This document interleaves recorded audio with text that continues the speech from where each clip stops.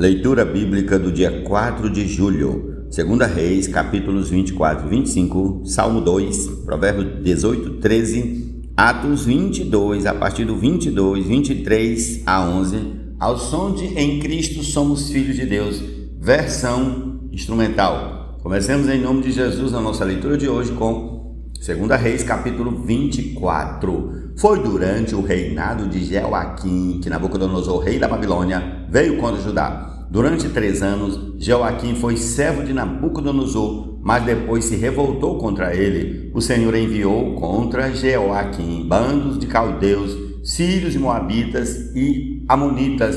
Ele os enviou contra Judá para destruir o povo, conforme a palavra que o Senhor tinha falado por meio dos seus servos, os profetas. Na verdade, isto aconteceu com Judá, por ordem do Senhor, que removeu o povo da sua presença por causa de todos os pecados cometidos por Manassés e também por causa do sangue inocente que ele derramou, com o qual encheu a cidade de Jerusalém. Por isso, o Senhor não quis perdoar. Quanto aos demais atos de Jeoaquim e a tudo o que fez, não está tudo escrito no livro da história dos reis de Judá? Jeoaquim morreu e Joaquim, seu filho, reinou em seu lugar. O rei do Egito nunca mais saiu da sua terra, porque o rei da Babilônia tomou tudo que era dele, desde o ribeiro do Egito até o rio Eufrates. Joaquim tinha 18 anos de idade quando começou a reinar e reinou 3 meses em Jerusalém. A mãe dele se chamava Neusta e era filha de Eunatã de Jerusalém. Joaquim fez o que era mal aos olhos do Senhor, como o seu pai havia feito antes dele. Naquele tempo, os servos de Nabucodonosor, rei da Babilônia, subiram a Jerusalém e a cidade foi cercada. Nabucodonosor, rei da Babilônia, veio à cidade quando os seus servos a sitiavam. Então Joaquim, rei de Judá, acompanhado de sua mãe, seus servos, seus príncipes e seus oficiais, se entregou ao rei da Babilônia, e o rei da Babilônia, no 8º ano do seu reinado, o levou cativo. Levou dali todos os tesouros da casa do Senhor e os tesouros do palácio real, e, conforme o Senhor tinha dito, cortou em pedaços todos os utensílios de ouro que Salomão, rei de Israel, tinha feito para o templo do Senhor. Nabucodonosor levou cativa toda Jerusalém, bem como todos os príncipes, todos os homens valentes, todos os artífices e ferreiros, ao todo 10.000. Ninguém ficou, a não ser o povo pobre da terra. Levou cativos de Jerusalém para a Babilônia o rei Joaquim, a mãe do rei, as mulheres destes, seus oficiais e os homens principais da terra.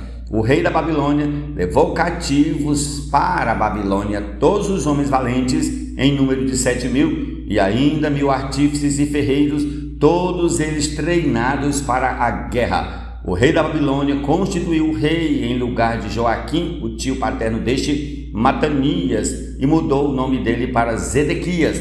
Zedequias tinha 21 anos de idade quando começou a reinar e reinou 11 anos em Jerusalém. A mãe dele se chamava Amutal e era filha de Jeremias de Libna. Zedequias fez o que era mal aos olhos do Senhor, segundo tudo que Joaquim havia feito. Foi por causa da ira do Senhor contra Jerusalém e contra Judá que isto aconteceu, a ponto de os rejeitar de sua presença. Zedequias rebelou-se contra o rei da Babilônia. Prossigamos ao capítulo 25 de 2 Reis.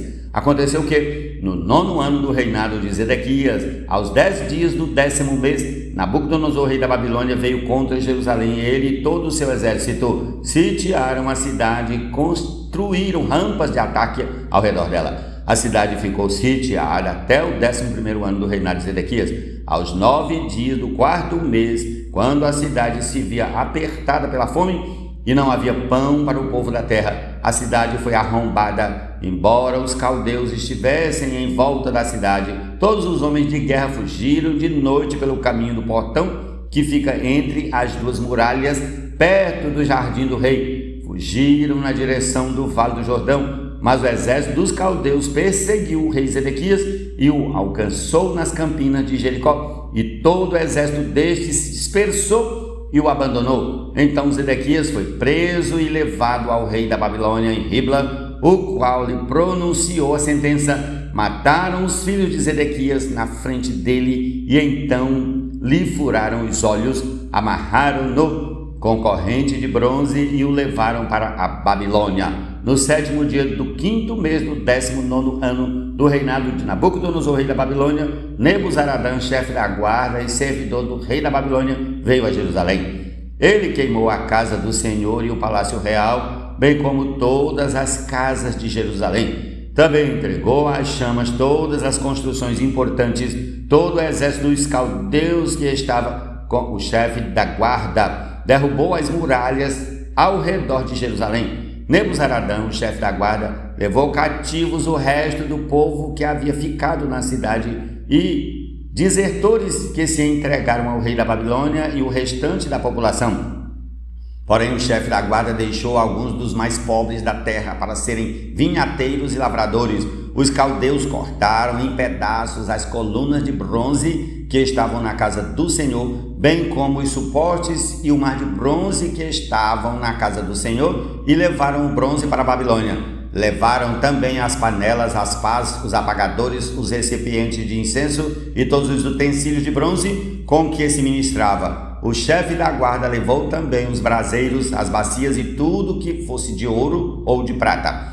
Quanto às 2 colunas, ao mar de bronze e aos suportes que Salomão havia feito para a casa do Senhor, o peso do bronze de todos esses utensílios era incalculável. A altura de uma coluna era de 8 metros e sobre ela havia um capitel de bronze de 1,30 m de altura. A obra de rede e as romãs sobre o capitel ao redor, tudo era de bronze. Semelhante a esta era a outra coluna com a rede. O chefe da guarda também levou cativos Seraías, sumo sacerdote, Sofonias, segundo sacerdote, e os 3 guardas da porta da cidade. Ele levou um oficial que era comandante das tropas de guerra e 5 dos conselheiros do rei que ainda estavam na cidade, bem como o escrivão chefe do exército que alistava o povo da terra e 60 homens do povo do lugar que estavam na cidade.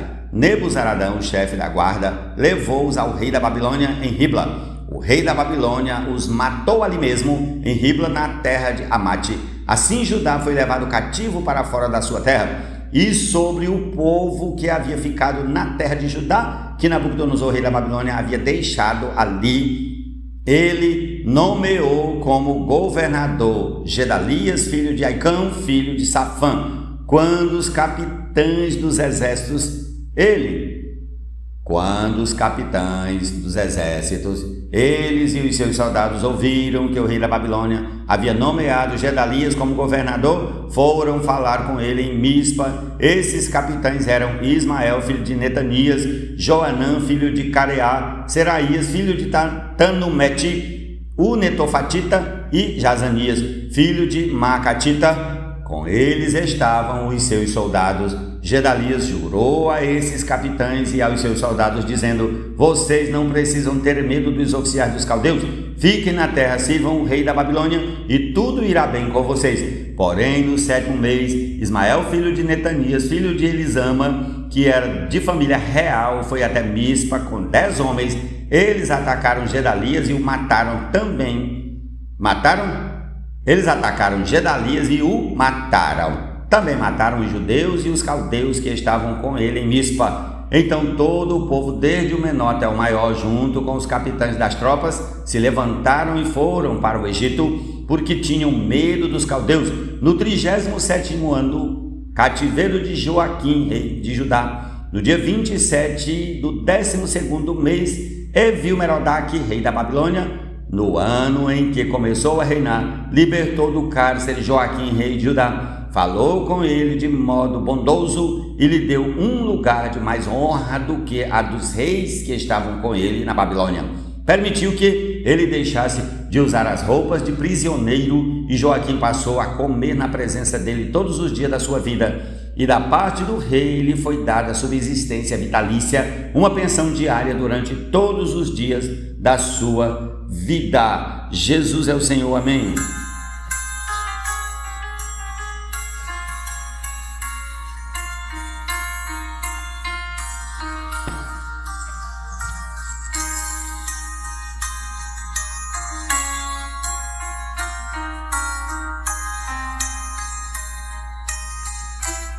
Salmo 2. Por que se enfurecem as nações e os povos imaginam coisas vãs? Os reis da terra se levantam e as autoridades conspiram contra o Senhor e contra o seu ungido, dizendo: vamos romper os seus laços e sacudir de nós as suas algemas. Aquele que habita nos céus dá risada. O Senhor zomba deles. Na sua ira, a seu tempo lhes falará, e no seu furor os deixará apavorados, dizendo: eu constituí o meu rei sobre o meu santo monte Sião. O rei diz: proclamarei o decreto do Senhor. Ele me disse: você é meu filho, hoje eu gerei você. Peça e eu lhe darei as nações por herança e as extremidades da terra por sua possessão. Com uma vara de ferro você as quebrará e as despedaçará como um vaso de oleiro. Agora, pois, ó reis, sejam prudentes, deixem-se divertir, juízes da terra. Sirvam o Senhor com temor e alegrem-se nele com tremor. Beijem o filho para que não se irrite e não pereçam no caminho, porque em breve se acenderá a sua ira. Bem-aventurados todos os que nele se refugiam. Senhor Jesus.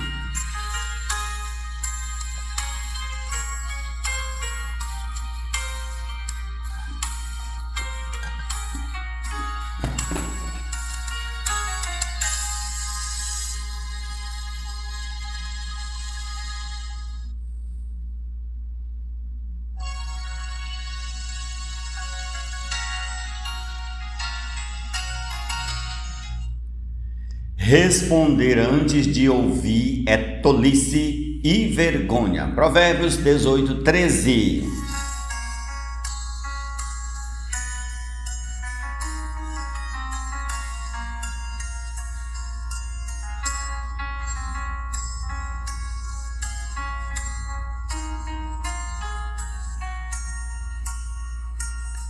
Atos dos Apóstolos, capítulo 22, a partir do versículo 22 até o 23, versículo 11. Até este ponto a multidão ficou ouvindo, mas quando Paulo disse isso, começaram a gritar bem alto: fora com ele, mate-o, porque ele não merece viver. Enquanto eles gritavam, tiravam as suas capas e jogavam poeira para o ar, o comandante ordenou que Paulo fosse recolhido à fortaleza e que, sob açoite, fosse interrogado para saber por que motivo estavam gritando assim contra ele. Quando o estavam amarrando com correias, Paulo perguntou ao centurião que ali estava: será que vocês têm o direito de açoitar um cidadão romano sem que ele tenha sido condenado? Ouvindo isto, o centurião procurou o comandante e lhe disse: que é isso que o Senhor está prestes a fazer? Saiba que aquele homem é cidadão romano. Então o comandante veio e perguntou a Paulo: diga-me uma coisa, você é romano? Paulo respondeu: sou. E o comandante disse: eu tive de gastar muito dinheiro para conseguir essa cidadania. Ao que Paulo respondeu: pois eu a tenho de nascença. Imediatamente se afastaram os que iam interrogá-lo com açoites. O próprio comandante ficou com medo quando soube que Paulo era romano, porque tinha mandado amarrá-lo. No dia seguinte, querendo certificar-se dos motivos por que Paulo vinha sendo acusado pelos judeus, o comandante o soltou e ordenou que se reunissem os principais sacerdotes e todo o sinédrio. E, mandando trazer Paulo, apresentou-o diante deles. Prossigamos ao capítulo 23, leiamos do 1 ao 11. Paulo, fixando os olhos no sinédrio, disse: meus irmãos, tenho vivido até o dia de hoje com a consciência limpa diante de Deus. Mas Ananias, o sumo sacerdote, mandou aos que estavam perto de Paulo que lhe batessem na boca. Então Paulo lhe disse: Deus há de ferir você, parede branqueada. Você está aí sentado para me julgar de acordo com a lei e contra a lei ordena que eu seja agredido? Os que estavam ali perguntaram a Paulo: você está insultando o sumo sacerdote de Deus? Paulo respondeu: eu não sabia, irmãos, que ele é sumo sacerdote, porque está escrito: não fale mal de uma autoridade do seu povo. Como Paulo sabia que uma parte do sinédrio se compunha de saduceus e outra de fariseus, exclamou: irmãos, eu sou fariseu, filho de fariseus. Estou sendo julgado por causa da esperança e da ressurreição dos mortos. Ditas estas palavras, começou uma grande discussão entre fariseus e saduceus, e o sinédrio se dividiu, pois os saduceus dizem que não há ressurreição e nem anjo, nem espírito, ao passo que os fariseus admitem todas estas coisas. Houve, pois, muita gritaria no sinédrio e, levantando-se alguns escribas que eram do partido dos fariseus, discutiam, dizendo: não achamos neste homem mal algum. E se, de fato, algum espírito ou anjo falou com ele, como a discussão ficava cada vez mais intensa, o comandante, temendo que Paulo fosse despedaçado por eles, mandou descer a guarda para que o retirassem dali e o levassem para a fortaleza. Na noite seguinte, o Senhor, pondo-se ao lado de Paulo, disse: coragem, pois assim como você deu testemunho a meu respeito em Jerusalém, é necessário que você testemunhe também em Roma. Jesus é o Senhor. Amém.